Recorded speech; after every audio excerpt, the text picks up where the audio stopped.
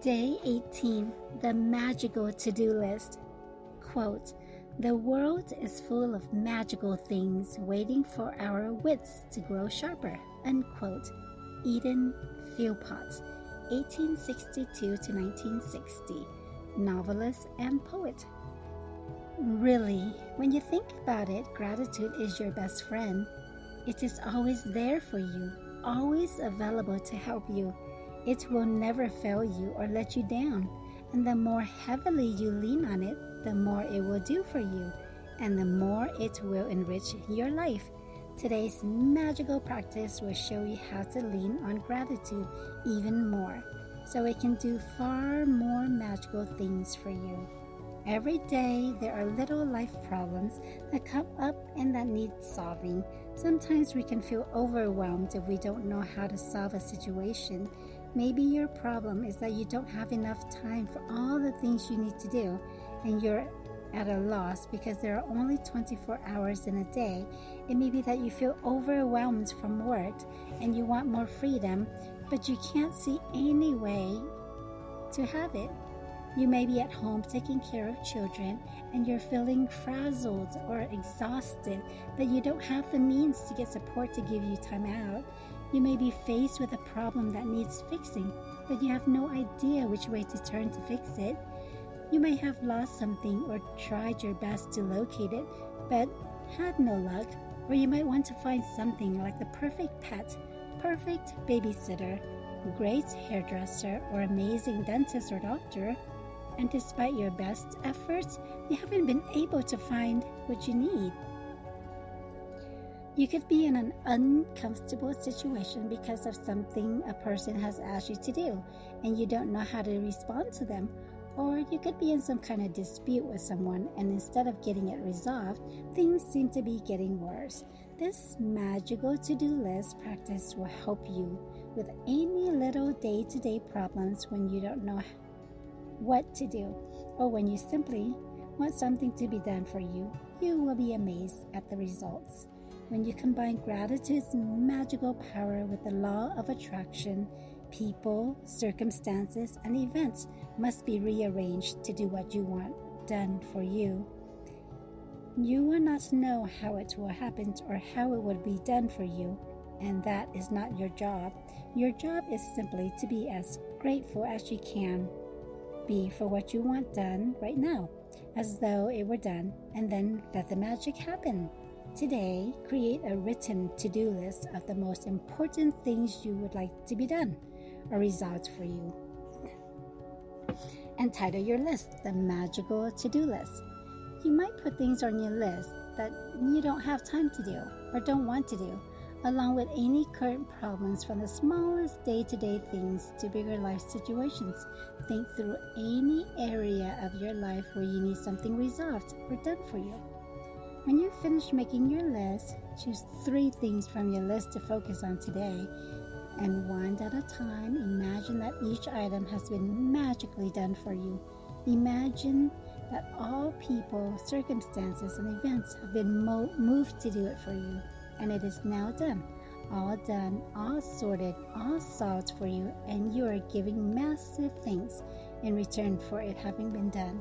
Spend at least 1 minute for each of your 3 items, believing it is done and feeling enormous gratitude in return. You can follow the same practice on the rest of the items on your list at another time, but there is power in simply putting the things you want done on the magical to-do list. Remember that the law of attraction says, quote, "like attracts like," unquote.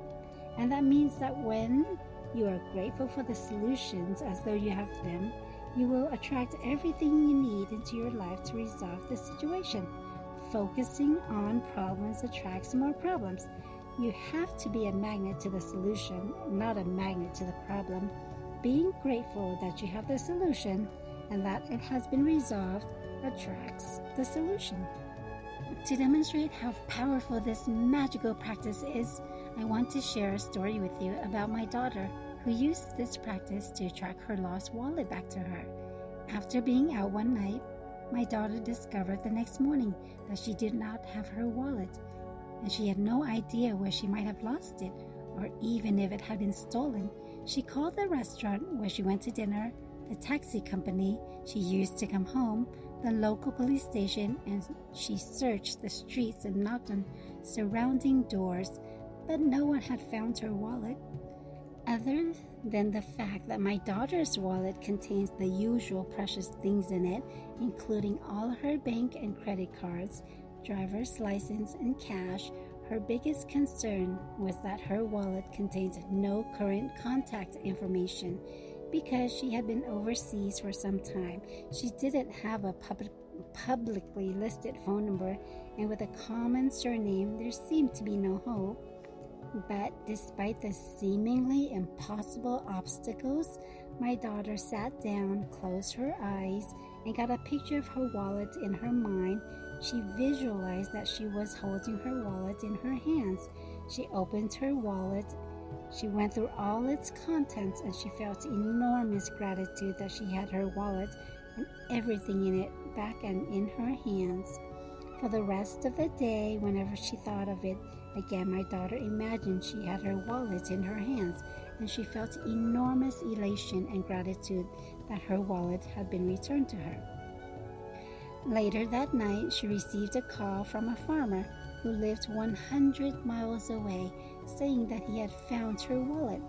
The extraordinary part of this story is that the farmer had found the wallet in the street outside my daughter's home in the early hours of morning, and he immediately searched the wallet looking for her contact details. He made several calls in trying to find its owner, but to no avail, and so he gave up and drove back to his farm with the wallet. But while he was walking out in the fields at his farm, the wallet kept nagging and nagging at him, and he decided to search through it one last time. He found a small piece of paper with a man's Christian name written on it, and so he put the Christian name together with my daughter's surname and called directory assistance. There was just one listing for that Christian name and surname.